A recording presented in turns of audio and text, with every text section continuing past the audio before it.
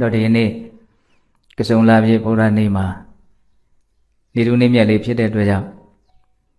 ဘာမှတရားဟောတဲ့အကြောင်းအရာမရှိလည်းပဲတရားလေးတော့ဟောအောင်မယ်လို့စိတ်ကူးထားအခု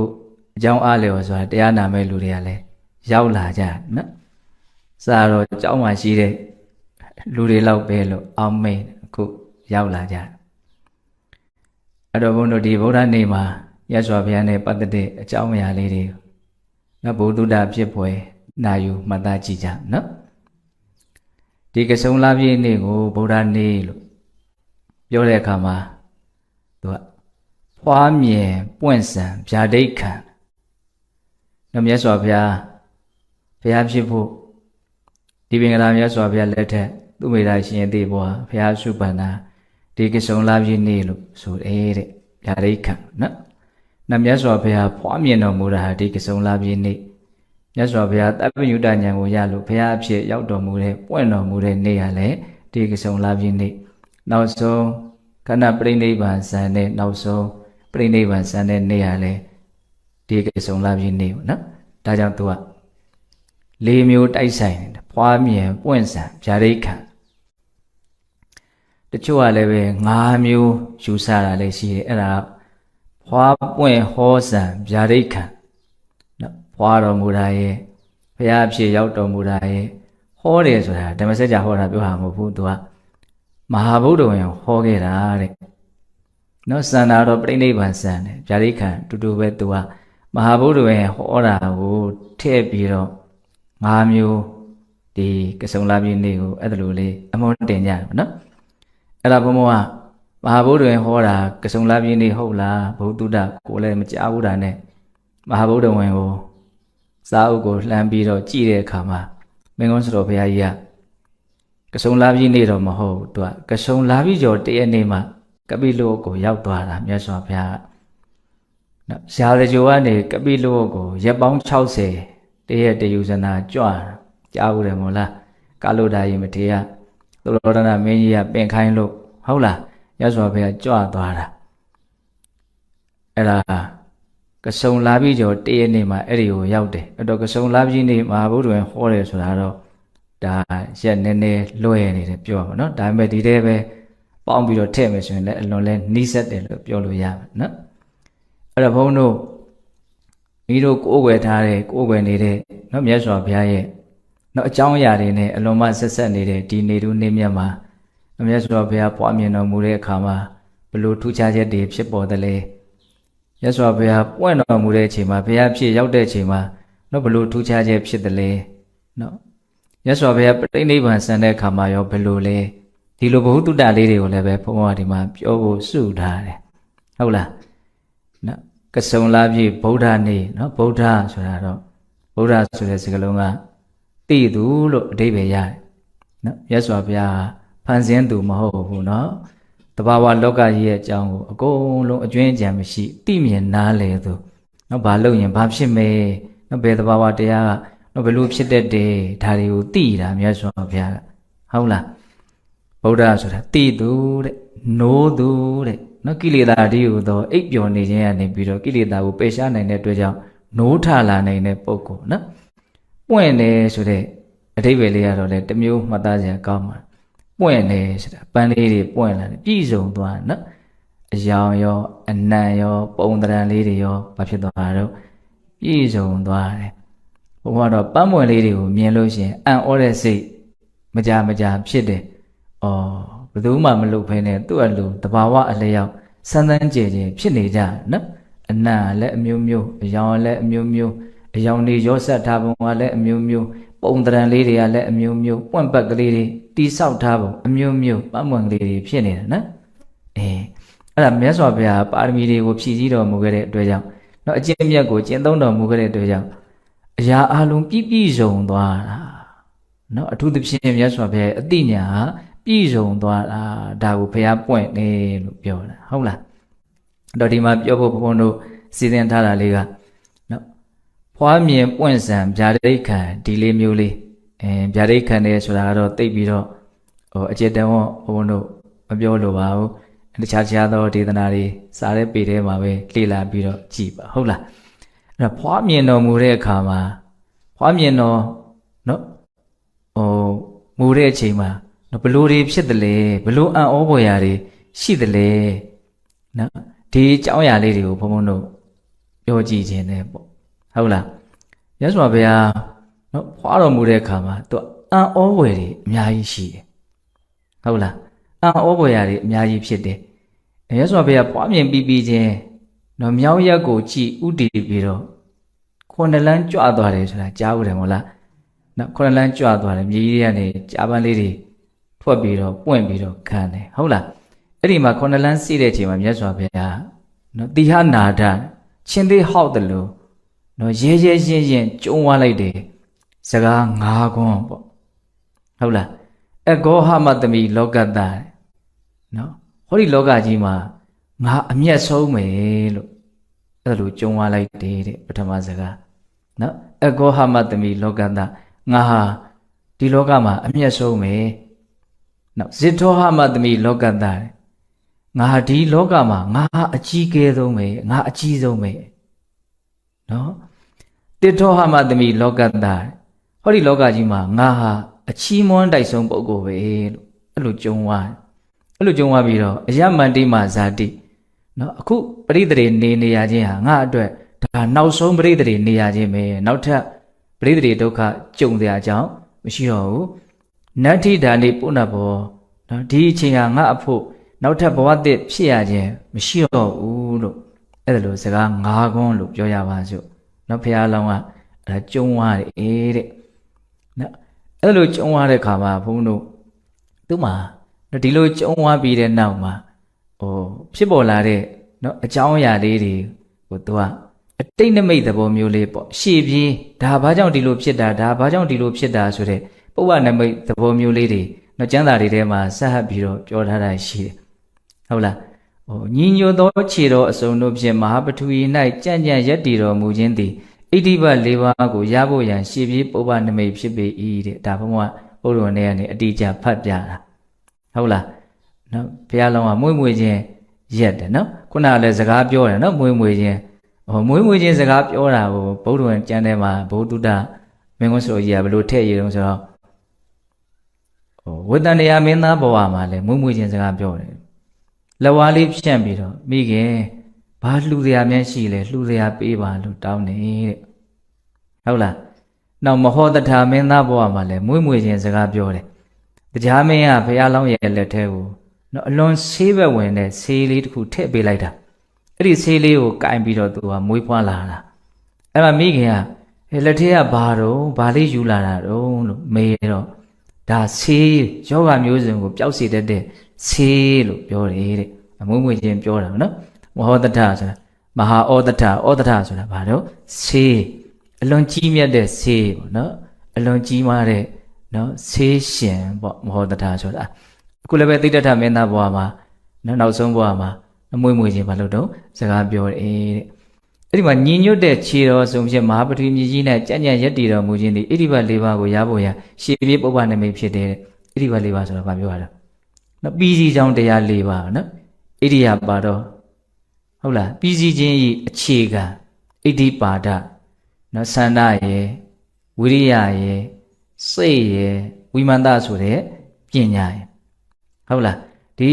တရား၄မျိုးနဲ့ပြည့်စုံလို့ရှိရင်နော်ဒီလူဖြစ်ချင်တာတွေကအကုန်လုံးဖြစ်လာမှာပဲနော်ဖြစ်ချင်တဲ့သန္တာတကယ်ပြင်းပြမယ်ဖြစ်အောင်လည်းတကယ်ကြိုးစားမယ်နော်စိတ်ကလည်းဒီထဲပဲစိုက်ထားမယ်ဖြစ်အောင်ဘယ်လိုလုပ်ရမလဲဆိုတဲ့နိလန်းတွေကိုလည်းသိတယ်အဲ့ဒါလို့သန္တာရဲ့ဝိရိယရဲ့စိတ်ရဲ့ပညာရဲ့နော်ဒီတရား၄မျိုးနဲ့ပြည့်စုံရင်ပြီးစီးလိမ့်မယ်အောင်မြင်လိမ့်မယ်ပေါက်မြောက်လိမ့်မယ်ဒါကြောင့်အဲ့ဒီတရား၄ပါးကိုခေါ်တော့ဣတိပလို့ခေါ်တာဟုတ်လားမြောက်ရက်သို့ရှေ့ရှုတူယူမျက်နာမူခြင်းတည်တတ္တဝအလုံးကိုလွှမ်းမိုးစွတ်အုပ်နိုင်ခြင်းဤရှေးပြေးပုဗ္ဗနမိတ်ဖြစ်ပေ၏တဲ့နောက်တစ်လောကလုံးရဲ့အကြီးအကဲဖြစ်ခြင်းရဲ့ရှေးပြေးနမိတ်တဲ့နောက်ခုနှစ်ဘဝခြေခုနှစ်လန်းလှမ်းပြီးတော့နောက်ကြွတော်မူခြင်းတည်ဘိုးစဉ်ခုနှစ်ပါးတရားယတနာကိုရဖို့ရန်ရှေးပြေးပုဗ္ဗနမိတ်ဖြစ်ပေ၏တဲ့နောက်ဘိုးစဉ်တရားဆိုတာဘာတော့နော်ဘောဓိဉာဏ်ရဲ့အစိတ်အပိုင်းဟုတ်လားဘောဓိဉာဏ်ဆိုတာမဲ့ဉာဏ်ကိုပြောတာဒီတရားခုနှစ်ပါးနဲ့ပြည့်စုံမယ်ဆိုရင်မဲ့ဉာဏ်ရမယ်ဒီနည်းဖြင့်ဒီတရားခုနှစ်ပါးဒီမဲ့ဉာဏ်ရဲ့အစိတ်အပိုင်းနေပေါ့နော်တတိယဓမ္မဝိရှိယရဲ့ဝိရိယရဲ့ ပိဋိရဲ့ပတ္တိရဲ့တမာတိရဲ့ဥပေက္ခရဲ့ဒါတွေကိုဘုန်းတို့အကျယ်ပြောလို့အချိန်ရမှာမဟုတ်နော်နတ်ထီးဖြူစောင်းမှုခံရခြင်းသည်အရတ္တဖို့တည်းဟူသောမြတ်သောထီးဖြူကိုရဖို့ရန်ရှိပြီးပုပ္ပနမိတ်ဖြစ်ပြီးတဲ့မွေးဖွားလာတော့နတ်တွေရဲ့နတ်ထီးဖြူနဲ့စောင်းမှုခြင်းကိုခံရတာဟုတ်အဲ့လိုလေးရေးပြတယ်မင်းမြောက်တစား၅ပါးတို့ကိုရခြင်းသည်တည်ငါဝိမု ക്തി ဝိက္ခမနဝိမု ക്തി သမုတ်စေတာဝိမု ക്തി ပဋိပတ္တိဝိမု ക്തി နေတရဏဝိမု ക്തി တည်းဟူသောဝိမု ക്തി ၅မျိုးကျွတ်လွတ်ခြင်း၅မျိုးတို့ဖြင့်ကျွတ်လွတ်ဖို့ရန်ရှိပြီးပုပ္ပနမိတ်ဖြစ်ပြီးတဲ့မင်းမြောက်တစား၅ပါးလေးရတယ်တဲ့အဲ့ဒါဘာရဲ့ရှိပြီးတော့ဆိုတော့ဝိမု ക്തി တရား၅မျိုးရခြင်းရဲ့ရှိပြီးနမိတ်ဝိမု ക്തി ဆိုတာလူရင်းပြောရလို့ရှင်စိတ်ကကိလေသာကနေလွတ်မြောက်တာကိုဝိမု ക്തി လို့ခေါ်တာနော်အပူလောင်တရားတွေအရှုပ်အတွေးတရားတွေညှဉ်းနှွမ်းတဲ့တရားတွေကနေစိတ်ကလွတ်မြောက်သွားတာအဲ့ဒါဝိမု ക്തി လို့ခေါ်တာဝိမု ക്തി က၅မျိုးရှိတယ်နောက်တည်ငါဝိမု ക്തി တဲ့ဘာဝနာတရားတစ်မျိုးမျိုးပွားလို့နော်အာယုံကောင်းတစ်ခုခုကိုပြုလိုက်လို့အကြောင်းတစ်မျိုးမျိုးကြောင့်စိတ်ကကောင်းမြတ်တဲ့အကြောင်းတစ်မျိုးမျိုးကြောင့်စိတ်ကလောဘဒေါသမောဟကင်းကွာသွားတာကိုတည်ငါဝိမု ക്തി လို့ခေါ်တယ်ဟုတ်လားဇန်တရားတွေတမပတ်တရားတွေနဲ့နော်ကိလေသာကိုဖယ်ခွာထားတဲ့အနေအထားမျိုးကိုဝိက္ခမနဝိမု ക്തി လို့ခေါ်တယ်တဲ့နော်သမုတ်စေတာဝိမု ക്തി ဆိုတာမဉ္ဇဉ်၄ပါးနဲ့ကိလေသာကိုပယ်တတ်တဲ့သဘောကိုပြောတာနော်ပဋိပတ္တိဝိမု ക്തി ဆိုတာဖို့ဉဏ်ဖြင့်နော်တဖန်ငြိမ်းအေးစေတဲ့သဘောလွတ်မြောက်မှုကိုပြောတာနေတရဏဝိမု ക്തി ဆိုတာအဲ့ဒါအလုံးစုံကိလေသာတွေကလွတ်မြောက်သွားတဲ့နိဗ္ဗာန်ကိုပြောတာတဲ့အဲ့ဒီဝိမု ക്തി တရား၅မျိုးကိုရဖို့အတွက်ဒီမင်းမြောက်တဲ့သာ၅ပါးရခြင်းရရှိပြီးနမိတ်တဲ့ဒါလေးတွေဘုသူတ္တဘုံမှာပြောပြတာဟုတ်လားအလုံးစုံသောရက်ဆယ်မျက်နှာကိုအပိတ်ပင်မရှိကြည်မြင်တော်မူရခြင်းသည်အလုံးစုံသောတရားတို့ကိုအပိတ်ပင်အစီအတာမရှိသိမြင်သောနာဝရဏဉာဏ်တော်ကိုရဖို့ရန်ရှိပြီးပုပ္ပနမိတ်ဖြစ်ပြီးတဲ့မွေးမွေချင်းလောကကိုကြည်တာအကုန်ဒိုးပေါက်မြင်ရတယ်ဆိုတဲ့အဓိပ္ပာယ်ကိုပြောတာဟုတ်လားငါသည်လူသုံးပါးတို့တွင်အမျက်ဆုံးအကြီးကဲဆုံးအချီးမွမ်းဆုံးဖြစ်၏ဟုရဲရဲတောက်စကားနော်ကျုံဝါမျက်ဆိုတော်မူခြင်းသည်ဗြဟ္မာနတ်လူတွင်မြည်သူတဦးတယောက်မျှမတားမြစ်ပိုင်မလဲစေနိုင်သည့်မြတ်သောဓမ္မစကြာကိုလဲစေနိုင်ဖို့ရန်ရှေးပြေးပုပ္ပနမိတ်ဖြစ်ပေ၏တဲ့ခုနကတော့သူရဲရဲတောက်နော်ဒေဟနာရပြောလိုက်တဲ့စကားဘာရဲ့ပုပ္ပနမိတ်တော့ဓမ္မစကြာတရားဘယ်သူမှမလဲပတ်အောင်မပြောနိုင်တဲ့ဘယ်သူမှထွန်းဖောက်ပြီးတော့မသိနိုင်မမြင်နိုင်သေးတဲ့ဘယ်သူမှလည်းပဲမြတ်စွာဘုရားဟောတဲ့အခါမှာမတားမြစ်နိုင်တဲ့မြတ်စွာဘုရားလဲပတ်တော်ဟောတာဘယ်သူမှမတားနိုင်ဘူးသူတို့လည်းပဲမဟောနိုင်ဘူးဟုတ်လားအဲ့ဒါလိုဓမ္မစကြာတရားကိုဟောပြခြင်းရဲ့ရှိပြနမိတ်တဲ့ယခုပရိသေတည်နေရခြင်းဒီငါဖို့ရနောက်ဆုံးပရိသေတည်နေရခြင်းဖြစ်၏ယခုအခါတဖန်ဘဝသစ်ဖြစ်ရခြင်းမရှိတော့ပြီဟု၍ရဲရဲတောက်စကားကျုံဝါမျက်ဆိုတော်မူခြင်းသည်အနုပါတိတေတပြိဋိဘံဝင်ဆံငြိမ်းအေးဖို့ရန်ရှိပြီးပုပ္ပနမိတ်ဖြစ်ပေ၏တဲ့ဟုတ်လားဒါကစဟပ်ပြီးတော့ပြတာတကယ်ကတော့ဘုရားလောင်းမွေးဖွားတဲ့အခါမှာအလွန်မှထူးခြားတဲ့အံ့ဖွယ်တွေကအများကြီးဖြစ်တာဒီထဲမှာအကျမ်းမြင့်မှာဘုရင်ကျမ်းထဲမှာရှားပြီးတော့ဖတ်ကြည့်မယ်ဆိုရင်အကျမ်းမြင့်30လောက်မျိုး30လောက်ရေးပြထားတာတွေ့ရတယ်ဟုတ်လားဘုရားလောင်းမွေးလာတာနဲ့လောကရတတောင်းဟာတုံလှုပ်တယ်တဲ့ဘာကြောင့်တုံလှုပ်တာတော့ဒီတုံလှုပ်ခြင်းကဘာဖြစ်မှာမို့လို့တုံလှုပ်တာတော့နော်ဤလောကရစัจ java လာတိုက်တောင်းတုံလှုပ်ခြင်းတွေကအလောင်းတော်ယောက်ျားမြတ်၏တပ္ပညုတဉာဏ်တော်မြတ်ကိုထိုးထွင်းမြင်သိရရှိအံ့သောရှေးပြေးအကြောင်းပုပ္ပနမိတ်ဖြစ်ပေ၏တဲ့တပ္ပညုတဉာဏ်ရခြင်းရဲ့ရှေးပြေးနမိတ်တဲ့ဟုတ်လားဒါထူးတာလေးပဲဘုံမှာပြောကြကောင်းတာလေးပဲမှတ်သားလာတာနော်ကြီးနေနိုင်ညှိတွယ်နော်တင်ကပ်နေသောအညစ်အကြေးကိုအချင်းရည်ဖြင့်ဆေးကြောလိုက်တဲ့ကဲ့သို့ယောဂသည်တို့ဤဆွဲကပ်လျက်ရှိသောယောဂခတ်သိမ်းတို့ပြောင်းချင်းကြကုန်၏တဲ့အံ့ဩစရာနော်ဘုရားလောင်းမွေးတဲ့အချိန်မှာမွေးဖွားတဲ့အချိန်မှာယောဂခံစားနေရတဲ့လူတွေယောဂတွေ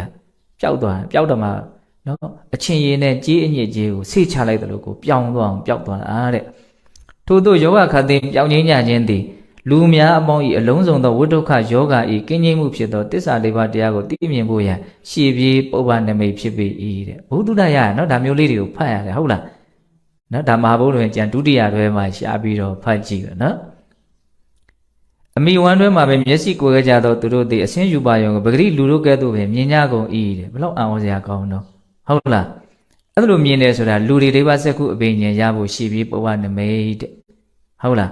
နော်အမိဝမ်းတွဲကကမ်းခဲ့တဲ့လူတွေကြားကြရတယ်တဲ့အဲ့ဒါဒိဗ္ဗသောတာအဘိညာဉ်ကိုနော်ရခြင်းရဲ့နော်ရှေ့ပြေးနမိတ်တဲ့နော်ခြေစွန့်တဲ့ဖြင့်မသွားနိုင်သောသူတို့သည်ခြေကောင်းတန်စွမ်းလာကသွားနိုင်ကြကုန်၏ထို့သို့သွားနိုင်ခြင်းသည်ဣတိဘတ်၄ပါးကိုရရှိဖို့ရန်ရှေ့ပြေးပုပ္ပနမိတ်ဖြစ်ပေ၏တဲ့ဒါတတ္တဝါတွေရနိုင်ခြေရှိတဲ့တတ္တဝါတွေရမဲ့အနေအထားရဲ့ပုပ္ပနမိတ်လို့ပြောတာ ဟုတ်လာ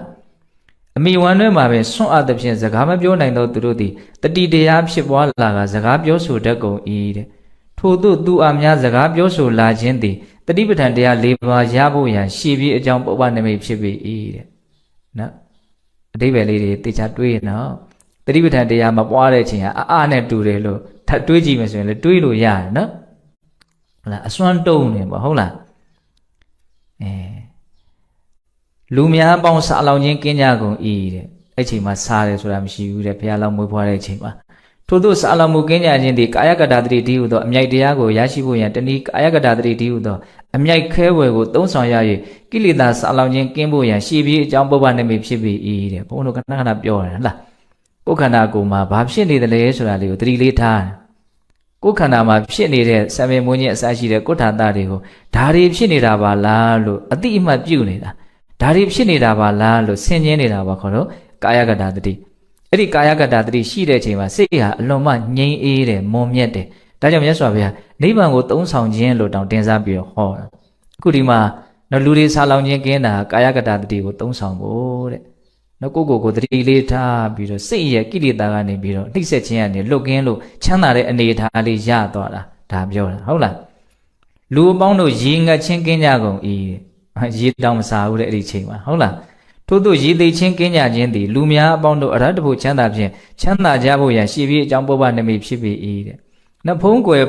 ်ပိတ်ကွယ်ဖုံးကွယ်လည်းရှိသောတကယ်ရွတ်တို့သည်အလိုလေးရောက်ပွင့်ကြကုန်၏ထို့တကယ်ရွတ်တို့အလိုလေးရောက်ပွင့်ကြခြင်းသည်မဂ်ခင်၈ပါးတည်းဟူသောနိဗ္ဗာန်တကားကြီးနော်ပွင့်လက်ဖို့ရန်ရှေ့ပြေးပုပ္ပနိမိတ်ဖြစ်ပေ၏တဲ့နော်အပွင့်မျိုးတစ်ပင်အသီးမျိုးတစ်ပင်တို့သည်အပွင့်ရောအသီးပါပွင့်ကြသီးကြကုန်၏ထို့သို့ပွင့်ကြသီးကြခြင်းသည်ဝိမု ക്തി တရားတည်းဟူသောပမ္မွန်းတို့ဖြင့်လူအပေါင်းတို့ပွင့်ကြဖို့ရန်၎င်းအရိယာဖို့၄ပါးတည်းဟူသောအသီးတို့ဖြင့်သိကြဖို့ရန်လုံက၎င်းရှေ့ပြေးအကြောင်းပုပ္ပနိမိတ်ဖြစ်ပေ၏တဲ့ဟုတ်လားအတန်လေးတွေဖမ်းတာ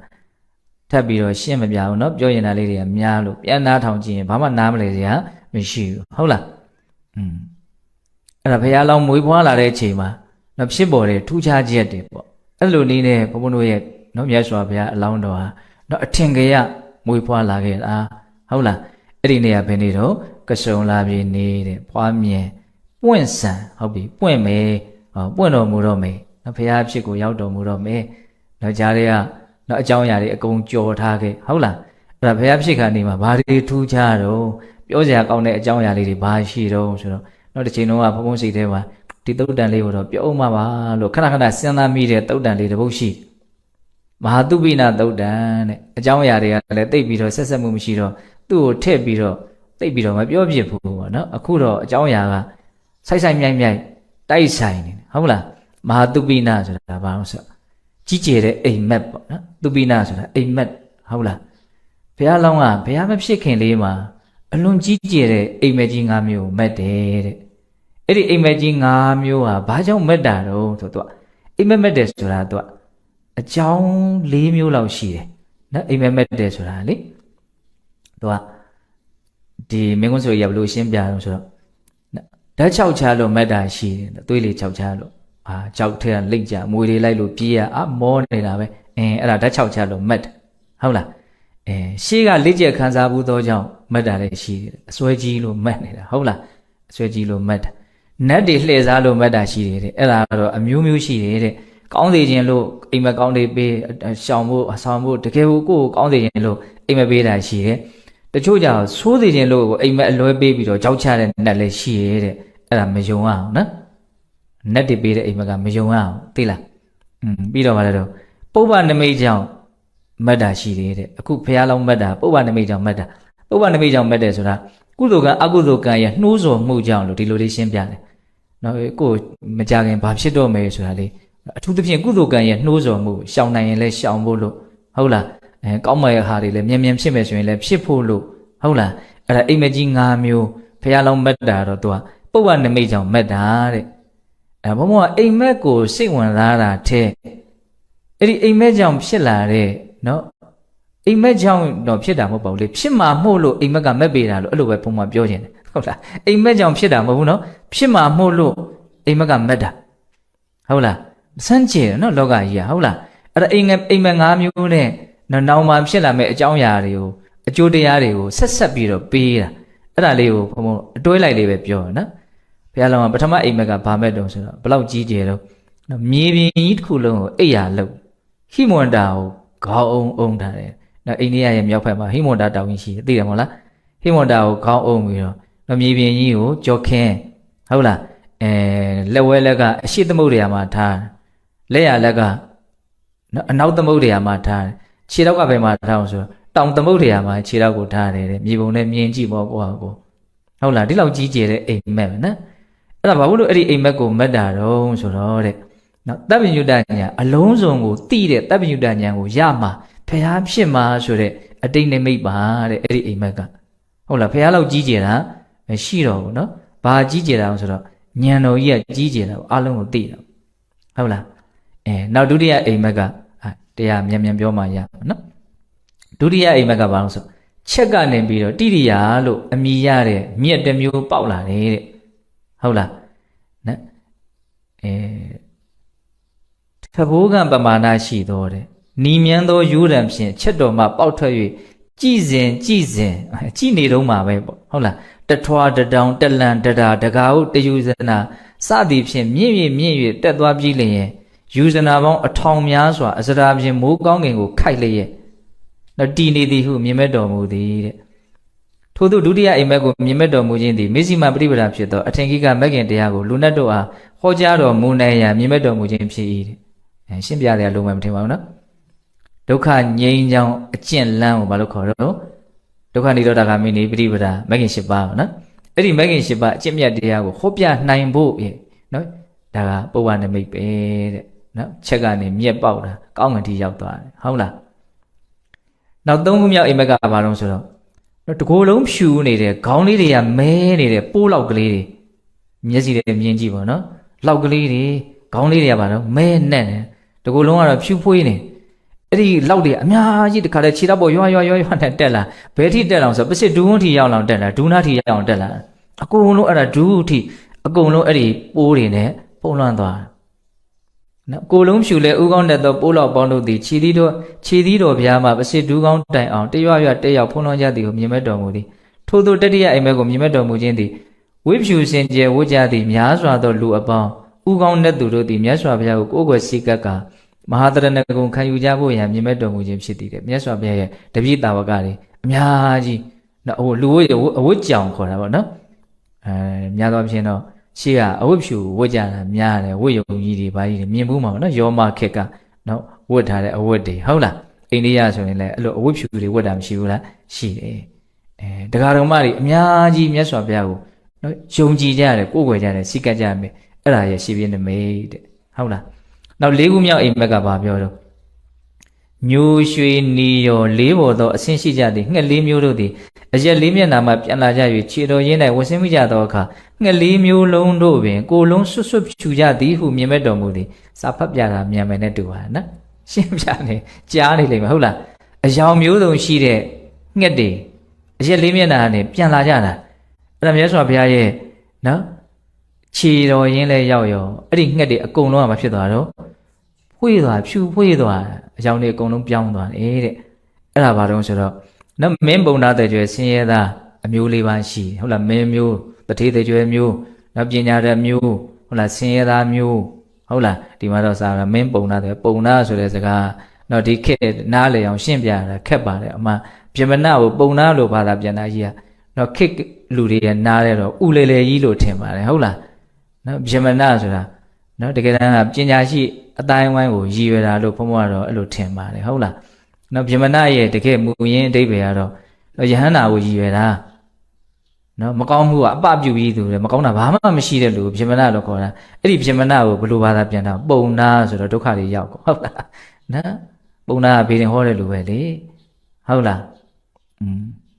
အဲ့တော့အမျိုးလေးပါမြတ်စွာဘုရားတီကိုရောက်လာပေါ့ယဟန်ပြုကြတဲ့အခါမှာအကုန်လုံးကမဖြစ်တော့ဆိုအတူတူပဲနော်တတိယဖြစ်လာတဲ့ယဟန်ပဲဖြစ်ဆင်းရဲသားဖြစ်လာတဲ့ယဟန်ပဲဖြစ်အကျင့်မြတ်ကိုအတူတူကျင့်ရတယ်ဝိနည်းသိက္ခာလည်းအတူတူပဲအကုန်လုံးနော်အယူသီလဘာဖြစ်ကြတော့တူမျှကြတယ်အယောင်တယောင်နဲ့ဖြစ်သွားတယ်လို့ပြောတာဟုတ်လားဒါ၄ခုမြောက်အိမ်မက်ပေါ့နော်၅ခုမြောက်အိမ်မက်နဲ့ဒီနောက်တစ်ချိန်မှာဖြစ်လာမယ်နော်အကြောင်းအရာလေးဟာပိုးတောင်စိတ်ဝင်စားတယ်ကောင်းတယ် ငါးခုမြောက်အိမ်မက်ကဘာလို့ဆိုအလွန်ကြီးတဲ့မစင်တောင်ကြီးပေါ်ကိုမြတ်စွာဘုရားလမ်းလျှောက်တာတဲ့စင်းကြံလျှောက်လူလာတုံခောက်သွားနေသွားလိုက်ပြန်လိုက်လုံနေဘယ်ပုံလုံးဆိုတော့မစင်တောင်ကြီးပေါ်ဒါပေမဲ့အံ့ဩစရာကောင်းနေတယ်သူ့ခြေတော်ကိုမစင်မလို့တဲ့နော်အတိပ္ပယ်ပါနော်ဒီအိမ်မက်ကဟုတ်လားကြီးစွာသောမစင်တောင်ကြီးအထက်၌ထိုမစင်ဖြင့်မလူလည်းပဲလူလာတုံခောက်စင်းကြံလျှောက်သည်ကိုမြင်မဲ့တော်မူသည်တဲ့ထို့သို့ပြင်စမအိမ်မက်မြင်မဲ့တော်မူခြင်းသည်ဖျားဖြစ်တော်မူသောအခါသင်္ကန်းဆွမ်းကြောင်စီပစ္စည်းလေးပါးတို့ကိုများစွာရတော်မူရန်နှင့်ထိုပစ္စည်းလေးပါးတို့ကိုတွေ့တာတက်မဲ့ညှိကပ်ခြင်းမရှိဘဲသုံးဆောင်တော်မူဖို့ရန်မြင်မဲ့တော်မူခြင်းဖြစ်လေသည်တဲ့အလွန်မှလက်လာပါများနော်လှူမဲ့တမ်းမဲ့လို့အလွန်မှများဟုတ်လားဒါပေမဲ့အဲ့ဒီသူများလှူဒန်းထားတဲ့ပစ္စည်းတွေရဲ့ပေါ်မှာဘာမှညှိကပ်တွေ့တာမှုမရှိဘူးဘယ်တော့ကောင်းတော့မစင်တောင်မော်တော့လမ်းလျှောက်တယ်ဒါပေမဲ့မစင်တော့မလို့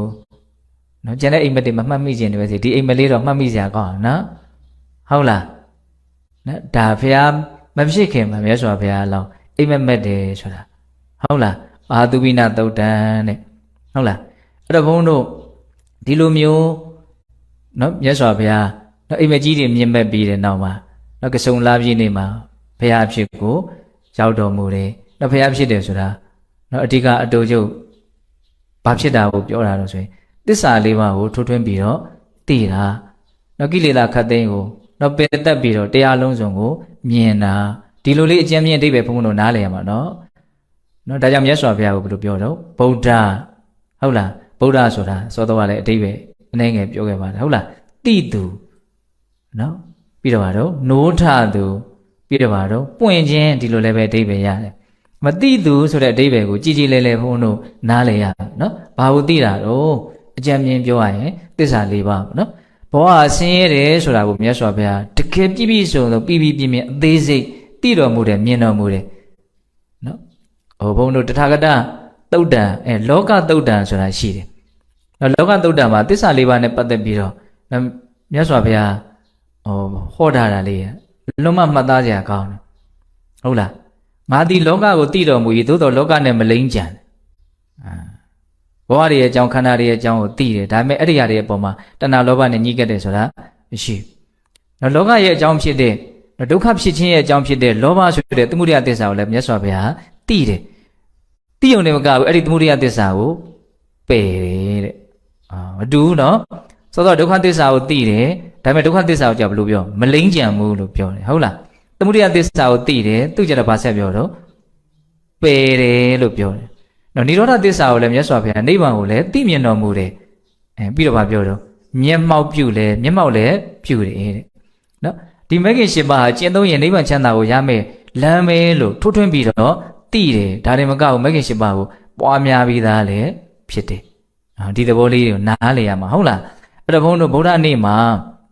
သစ္စာ၄ပါးကိုသိတယ်ဆိုတာလေးနဲ့ပတ်သက်ပြီးတော့ဘုန်းတို့လေးနဲ့တဲ့ကိုယ်စိတ်ထဲမှာကောင်းမွန်တဲ့နော်အစစ်မြင့်တဲ့ပညာတည်းဟူသောကောင်းမှုလေးဖြစ်အောင်ကြိုးပမ်းအားထုတ်သင့်တယ်ပေါ့နော်ဘယ်လိုကြိုးပမ်းအားထုတ်သင့်တော့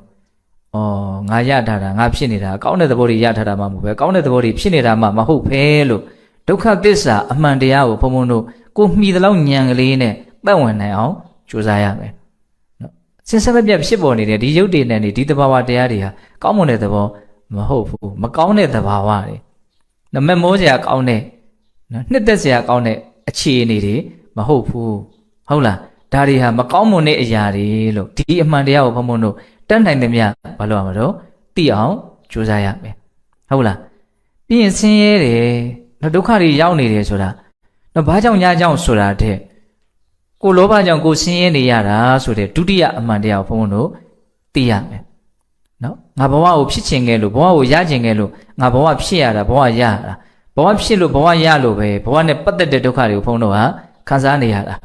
တကယ်ဒုက္ခဖြစ်ခြင်းရဲ့လက်သေးတရားကအကြောင်းတရားဘာလဲလို့မေးရင်လောဘပဲနော်အပေါ်ယံပဲကြည်ကြည်လေးလေးနက်နက်ပဲကြည်ကြည်ဘလို့ပဲကြည်ကြည်လောဘကြောင့်ဒုက္ခဖြစ်တယ်ဆိုတာအလွန်မှထင်ရှားတယ်အခုကြည့်တဲ့အပိုင်းကတော့ तू ကလေးနဲ့တဲ့ရှုတော့ကနေကြည်တာနော်ဘဝကိုလိုချင်ခဲ့လို့ရချင်ခဲ့လို့ဘဝရရတယ်ဘဝဖြစ်ရတယ်ဘဝဖြစ်တဲ့အတွက်ကြောင့်ဘဝနဲ့ပတ်သက်တဲ့ဒုက္ခတွေဘုံတို့မှာတွေ့ရတယ်ကြုံရတယ်ဒါပဲဒီဘဝဒုက္ခတွေအားလုံးရဲ့အဓိကအကြောင်းတရားဘာလဲလို့မင်းဇာတိပဲမွေးဖွားခဲ့လို့အဲ့ဒီဇာတိပဲဘယ်ကလာတော့တဏှာလားလောဘလားနော်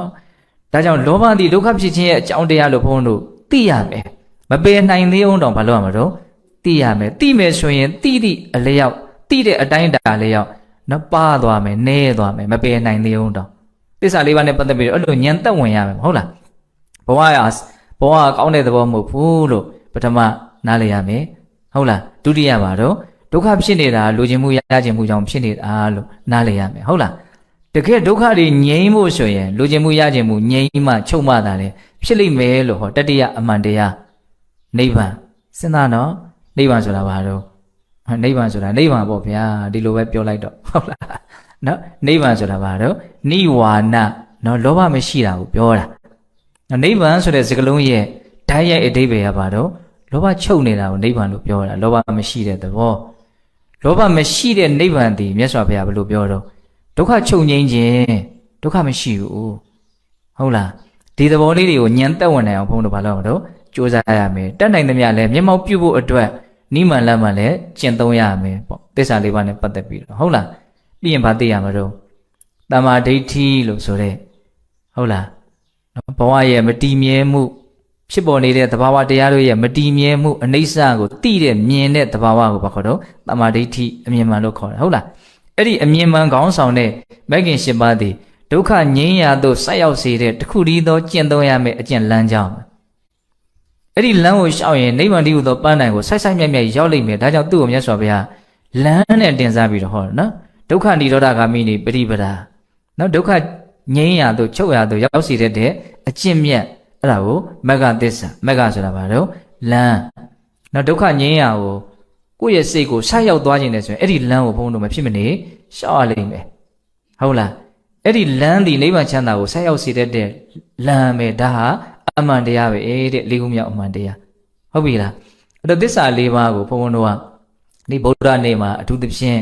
ဗုဒ္ဓဆိုတာသိသူဘာသိတာတော့သစ္စာလေးပါးအမှန်တရားကိုသိတာကိုယ်တိုင်လည်းသိတယ်သူများကိုလည်းသိစေတယ်ဒီနေ့မှာဗုဒ္ဓနဲ့ပတ်သက်ပြီးတော့ဘုန်းတို့အများကြီးဖွင့်ဆိုထားတာတွေရှိတယ်ဘုဒ္ဓတာတွေဘုံဘုံနဲ့ဖတ်ပြမယ်ဘုန်းတို့အဘိဓမ္မာနော်ခုခေတ်ကလေ့လာခြင်းလွယ်တဲ့ဘုန်းလေးတွေထဲမှာပိဋကသုံးပုံမြန်မာပြန်ရှိတယ်ပါဠိတော်ရှိတယ်ပါဠိတော်နေတဲ့ထက္ကရာနေတဲ့အကုန်ရှိတယ်ပါဠိဘိဓမ္မာအကုန်ရှိတယ်ကြိုက်တဲ့စကားလုံးကိုရိုက်ပြီးတော့ရှာလိုက်ဓာတ်ဆိုတခါတည်းပေါ်လာတာဟုတ်လားကိုယ်သာရခြင်းတဲ့စိတ်ရှိရင်နော်အထောက်အကူပြုပစ္စည်းတွေကအလွန်မှကိုလွယ်လွယ်ကူကိုယ့်ရဲ့အသိဉာဏ်ကိုဖြစ်ပေါ်စေဖို့အတွက်အရင်နဲ့စောင့်နေကြသလိုပဲဟုတ်လားဗုဒ္ဓကိုဘယ်လိုအိဗယ်ဖွင့်တော့နော်သစ္စာလေးပါးကိုကိုယ်တိုင်သိတော်မူပြီးသောသူတဲ့အလုံးစုံသောညီရန်တရား၅ပါးကိုမြင်တော်မူပြီးသောသူအရဟတမေဉာဏ်နဲ့ပေါင်းစုံမိခြင်းကြောင့်မနှိုင်းရှင်အပ်သောဂုံအပေါင်းတို့ဖြင့်တန်းစာဆင်အပ်သောသဗ္ဗညုတဉာဏ်သို့ရောက်သဖြင့်ပွင့်တော်မူတတ်ပွင့်တော်မူပြီးသောသူတဲ့ဘလောက်ကောင်းတော့နော်အရဟတမေနဲ့ပေါင်းစုံမိလို့နော်မနှိုင်းရှင်တဲ့ဂုံတွေနဲ့ပြည့်စုံသွားတဲ့နော်သဗ္ဗညုတဉာဏ်ကိုရောက်သဖြင့်ပွင့်တော်မူတတ်ပွင့်တော်မူပြီးပန်းလေးတွေပြည့်စုံသွားအယောင်ရောပုံသဏ္ဍာန်ရောအနတ်နေရောနားလည်တတ်ဖို့လိုတယ်နော်တကြောင်ဒီသောနိဗ္ဗာန်ခီးကိုကြွသွားတော်မူတတ်သောသူတဲ့ဗုဒ္ဓရဲ့အဓိပ္ပာယ်တွေကိုအများကြီးဖွင့်ပြထားတာကိုဖတ်ပြတာဟုတ်လားနော်မနှိုင်းတကြောင်ဒီသောနိဗ္ဗာန်ခီးကိုကြွသွားတော်မူတတ်သောသူရအပ်သောဂုံတူးရှိသောယဟန္တာတို့သည်တိအပ်သောသူယဟန္တာတွေအများကြီးခြံရထားတာယဟန္တာတွေကမြတ်စွာဘုရားကိုပုထုဇဉ်တွေအများကြီးပို့ပြီးတော့မသိဘူးလားသိတယ်ဝါသနာနဲ့တကွာကိလေသာဟူသောအိပ်ပျော်ခြင်းမှာနိုးတော်မူတတ်သောသူတဲ့ဟုတ်လားဘုံတို့တွေရတာပါနှစ်ချိုက်ကိုဘာလုပ်နေကြတော့အိပ်ပျော်နေကြဟုတ်လားသစ္စာလေးပါးတရားကိုသူတစ်ပါးတို့အားသိစေတော်မူတတ်သောသူဝိမြင့်နှစ်ပါးကိုထုတ်ဆောင်နှုတ်ပယ်တတ်သောသူတဲ့ဝိမြင့်နှစ်ပါးဆိုတာဘာပြောရတော့အဝိဇ္ဇာနဲ့တဏ္ဍနော်ဘဝဒုက္ခတွေဟာနော်ရှင်သန်နေတယ်ကျုပ်တို့အကြီးပွားနေဒုက္ခတွေတစ်ပင်တပင်ကြီးပွားလို့ဒုက္ခတွေဘာဖြစ်နေလို့ကြီးပွားနေတယ်အဲ့ဒီဒုက္ခတွေဘာလို့ကြီးပွားလဲဆိုတော့အောက်ကရေသောမြင့်တဲ့ချောင်းကမြေကြီးထဲမှာနော်အာဟာရတွေယူပေါ်လက်လက်ဆက်ဆက်ရှင်သန်နေတယ်နော်ဒုက္ခနဲ့ဒုက္ခရဲ့အရင်အမြစ်ကိုမြင်ရတယ်နော်ဒုက္ခတွေဘာကြောင့်ရှင်သန်နေတာတော့ဒုက္ခတွေကဘာကြောင့်လဲပတ်နေတာတော့အောက်ကရေသောမြင့်ကြီးနဲ့ချောင်းကပို့တယ်သူဓာတ်တွေပို့နေတယ်ဟုတ်လားဒါဘုံဘုံကထင်ရှားအောင်ပြောပြတာနော်အဲ့ဒီရေသောမြင့်ကြီးနဲ့ချောင်းကဘာတော့အဝိဇ္ဇာနဲ့တဏ္ဍအဝိဇ္ဇာဆိုတာနော်တဘာဝတရားတွေရဲ့အကြောင်းကိုအမှန်ကန်နားမလည်တာနော်တကယ်ဖြစ်နေတာတမျိုးသူသိနေတာကတမျိုးဖြစ်နေတာအဲ့ဒါကိုခေါ်တော့အဝိဇ္ဇာ နော်တဏှာဆိုတာဘာပြောတာတော့အဲ့ဒါလို့အဝိဇ္ဇာနော်အမှန်မသိတဲ့အတွက်ကြောင့်တနည်းအားဖြင့်လှည့်စားလိုက်တဲ့အတွက်ကြောင့်ကောင်းတယ်ထင်ပြီးတော့လိုချင်တာရချင်တာဒါပါတော့တဏှာနော်ကောင်းတယ်ထင်တာကအဝိဇ္ဇာနော်ကောင်းတယ်ထင်တော့နောက်ကလိုချင်မှုကကပ်ပြီးတော့ပါလာတာအဲ့ဒါပါတော့တဏှာဘယ်သူ့ကိုအရင်ပေးရဘယ်သူ့ကိုအရင်ပါလဲအောင်တိုက်ခိုက်ရမလို့ထင်လဲအဝိဇ္ဇာကိုတိုက်ခိုက်ရမှာနော်အမှန်မသိလို့သာလိုချင်နေတာလိုချင်နေလို့သာလိုချင်မှုနဲ့ပတ်သက်တဲ့ဒုက္ခတွေတွေ့နေတာအဲ့တော့အမှန်သိမယ်ဆိုရင်လိုချင်တာမရှိဘူးဒီလိုဖြစ်သွားမယ်ဟုတ်လားအဲ့ဒီအဝိဇ္ဇာနဲ့တဏှာတည်းဟူသောဝိမြင့်နှစ်ပါးကိုပယ်နှုတ်တက်လို့ဗုဒ္ဓလို့ခေါ်တယ်တဲ့ဟုတ်လားကစုံလာပြီဗုဒ္ဓနေ့မှာဗုဒ္ဓအကြောင်းလေးတွေဘုံဘုံပြောပြတာဟုတ်ပြီနော်အဲ့လိုချင်းဘုံဘုံတို့ဖွာမြင်ပွင့်ပြီးရတော့ဟုတ်လားပြီးရင်ပါတော့စံပရိနိဗ္ဗာန်စံနောက်ပရိနိဗ္ဗာန်စံတယ်ဆိုတာဒုက္ခတွေအကုန်လုံးငြိမ်းသွားတာနောက်ဘုရားဖြစ်ရောက်တယ်ဆိုတာကကိလေသာတွေအကုန်ငြိမ်းသွားတာပရိနိဗ္ဗာန်စံတာကြတော့ယုံ nant ဒုက္ခတွေပါအကုန်လုံးငြိမ်းသွားတာကျွတ်တော့ယုံ nant ပေါ်မှာလူကျင်စိတ်ရကျင်စိတ်ဖြစ်ခြင်းစိတ်ဒီတဏှာမျက်လုံးနဲ့ကြည်တာဆိုတော့ယုံ nant တွေအကုန်လုံးငြိမ်းသွားလို့ဖြစ်တဲ့ချမ်းသာကိုကျွတ်တော့မြင်တတ်ဖို့မလွယ်ဘူးသဘောပေါက်လားဘုံပြောတာကိုဒီယုံ nant တွေငြိမ်းသွားလို့ချမ်းသာတယ်ဆိုတာလေးကိုပြောတော့ဘုံဘုံကနော်မင်းကုန်းဆိုကြီးကတရားဟောတိုင်းလေနော်အဆုံးသတ်မှာစုပေးခေါ်ပါလားတရားဆုံးသတ်တော့နော်အဲ့ဒီစုပေးတဲ့သဘောလေးနဲ့သူကအဆုံးသတ်တာတန်တရားမီးတော်မီးလျံကြီးအပြည့်တိုင်ငြိမ်းကြပါစေတည်းဆိုကြားဖို့တယ်မဟုတ်လားဟင်အလွန်ကောင်းတယ်အဲ့ဥစ္စာတွေမှာဆရာတော်ကြီးကတော့စကလုံးလေးတွေကိုအကုန်လုံးစီးပြီးတော့ကိုသူကရွတ်သွားတာပေါ့နော်ဒီမှာဒီနေ့ပြုရတဲ့ဒါနသီလသမာဓိပညာကုသိုလ်ကောင်းမှုအစုစုတွေကြောင့်ပေါ့ဟုတ်လားသူပါစုပေးတာနော်ကျွန်တို့နော်တရားဟောတရားနာပုဂ္ဂိုလ်တစုတည်တဲ့နိဗ္ဗာန်ကိုအရဟတဖို့ပေါ့လျင်မြန်ထုတ်ချောင်းမျက်မှောက်ပြုရတဲ့ကိုဖြစ်ပါစေကုန်တည်းတဲ့ဒါကိလေသာပရိနိဗ္ဗာန်စံမရစေလို့ဆုတောင်းတာပြီးတော့သူပါဆက်ပြောတော့နိဗ္ဗာန်ကိုအရဟတဖို့ပေါ့မျက်မှောက်ပြုရသောနောက်ဆုံးဘဝပရိနိဗ္ဗာန်ရှုတိဤနောက်ကာလ၌ကာမရူပအရူပရိဟုသောဘဝ၃ပါးဘုံ၃ပါးတို့တွင်ဘယ်ဘုံဘယ်ဘဝ၌မှယုံ nant နှစ်ဖြာခန္ဓာ၅ပါးဒုက္ခသစ္စာဝိမိစ္ဆာတရားတို့တဖန်အသစ်မဖြစ်ခြင်းတည်းဟုသောအနုပါဒនិရောဓအနုပါတိတေတခန္ဓာပြိဋိဘံကိုစီစံရပါစေကုန်တည်းအနုပါတိတေတခန္ဓာပြိဋိဘံကိုစီစံရသဖြင့်ကမ္မဝဝိပါကဝကိလေသာဝတည်းဟုသောဝိဒုက္ခခတ်သိမ်းတန်တရားမီးတောင်မီးလျံကြီးအပြည့်တိုင်ငြိမ်းညပါစေကုန်တည်းတဲ့သူကတော့ငြိမ်းစေခြင်းတို့စုပေးတာအောက်ကလူတွေကငြိမ်းကျင်တဲ့စိတ်တကယ်ရှိမရှိတော့မသိဘူးနော်ဖွာပွင့်ဟောစံဆိုတာနဲ့ပတ်သက်ပြီးတော့အဲ့ဒါလိုငြိမ်းခြင်းအေးခြင်းတဲ့စိတ်ရှိဖို့လိုတာပေါ့ဟုတ်လားမင်းငြိမ်းမှဘာဖြစ်မှာတော့အေးမှဒီသဘောလေးကိုဘာပြောတော့ပြိဋိဘံစံဆိုတာလေးနဲ့ပတ်သက်ပြီးတော့နားလည်ရမှာပေါ့ဟုတ်လားအဲ့ဒါဘုံဘုံကဒီမှာပြိဋိဘံစံနာရဲ့ပွင့်နာရဲ့ကိုပြောတော့ဒီလောကတုတ်တန်တွေကအကြောင်းအရာလေးတစ်ခုနဲ့ဏိကုံးချုပ်ခြင်းတယ်ပေါ့အဲ့ဒါဘာပြောတာတော့ဆိုတော့မြတ်စွာဘုရားလောကိလေသာပြိဋိဘံစံနာကိုဘာခေါ်တော့ဘုရားပွင့်တယ်ဘုရားဖြစ်ကိုရောက်တယ်ကစုံလာပြီနေပါနော်ခန္ဓာပြိဋိဘံစံနာကြတာဘာတော့ပြိဋိဘံစံနဲ့နောက်ဆုံးပေါ့ဟုတ်လားအဲ့ဒါတွေကိုသူကဒီအာယုံတက်ကလေးမှာဖြစ်တာပေါ့နော်ဒါကြောင့်သူကညလို့သုံးတယ်သူကဟုတ်လားညမှာဖြစ်တဲ့ကိစ္စနော်အဲ့တော့မြတ်စွာဘုရားကိုတော်တိုင်ဒီတထာဂတဆိုတဲ့စကားလုံးကိုအဓိပ္ပာယ်ဖွင့်တဲ့နေရာမှာအဲ့ဒီအကြောင်းအရာလေးကိုယူပြီးတော့ဖွင့်ပြတာယင်္စဘိက္ခွေရတ္တိတထာဂတောအနုတ္တရသမ္မာတံဘောဓိပိတံဘုဇတိယင်္စရတ္တိအနုပါတိတေတယနိဗ္ဗာနဓာတုယပြိဋိဘယတိနော်မြတ်စွာဘုရားခန္ဓာပြိဋိဘံစံခဲ့တယ်ဘုရားဖြစ်တဲ့ကစုံလာပြီညရှိတယ်ဟုတ်လားနောက်ဆုံးပြိဋိဘံစံတဲ့ကစုံလာပြီညနှစ်ညနော်ဂျားထဲမှာကာလဘယ်လောက်ချတော့45နှစ်ဟုတ်လား45ဝါဆို45နှစ်ကာလချတယ်ဟုတ်လားနော်ဘုရားဖြစ်တော်မူတဲ့ညနဲ့ပြိဋိဘံစံတဲ့နေ့ညနှစ်ညဟုတ်လားအဲ့ဒီညနဲ့ညကြားမှာနှစ်ပေါင်း45နှစ်ကြာတယ်ဟုတ်လားအဲ့ဒါကိုပြောနေတာနော်ယင်္စဘိက္ခွေရတ္တိတထာဂတောအနုတ္တရသမ္မာတံဘောဓိအပိတံဘုဇတိအတုမရှိမြင့်မြတ်တဲ့တမ္ပညုတဉာဏ်ကြီးကိုထုတ်ထွင်းပြီးတော့တည်တယ်နောက်ဆုံးနိဗ္ဗာန်ဓာတုယပြိဋိဘယတိနော်အကျွင်းအကြံမရှိငြိမ်းအေးခြင်းဖြင့်ငြိမ်းအေးတယ်ဟုတ်လားအဲ့ဒီမှာဗာဆက်ပြောတော့ယံဧတသမိအန္တရိဘာတတိလပတိနေဋ္ဌိတတိတဗ္ဗန္တံတထေဝဟောတိနောအင်္ဇထာတသမတထာဂတောတေယုဇတိတဲ့အဓိပ္ပာယ်အဲ့ဒီညနှစ်ညကြားမှာမြတ်စွာဘုရားပြောခဲ့တဲ့စကားတွေဟာပြောတဲ့အတိုင်းမှန်တယ်တဲ့အဲ့ဒါကြောင့်မလို့မြတ်စွာဘုရားကိုတထာဂတလို့ခေါ်တယ်တဲ့မှတ်တာနော်ဒီစကားမျိုးလေးတွေမှတ်တာဟုတ်လားဘုရားဖြစ်တော်မူတဲ့ညရဲ့ပြိဋိဘံစံတဲ့ညရဲ့ဒီညနှစ်ညကြားမှာ မြတ်စွာဘုရားပြောခဲ့တဲ့စကားတွေဟာပြောတဲ့အတိုင်းမှန်နေတဲ့